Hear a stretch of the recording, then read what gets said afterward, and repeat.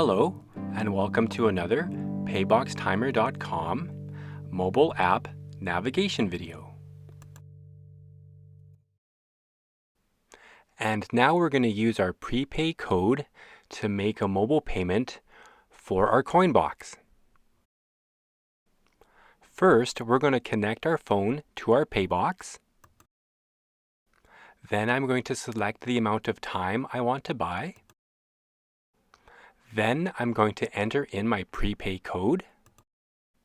Lastly, I'm going to hit Charge Prepay Balance, and my payment will be made. And here we can see the account balance before and after payment. Going to the live screen view for a moment, we can see that our account balance is going down as we make our payments. And of course, if I was to need more time, I can use my selector scroll wheel here to increase my time according to my needs. And that's it.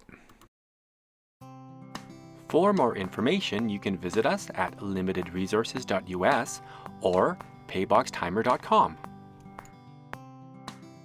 You can call us at 1-647-931-1829. Thank you very much and have a great day.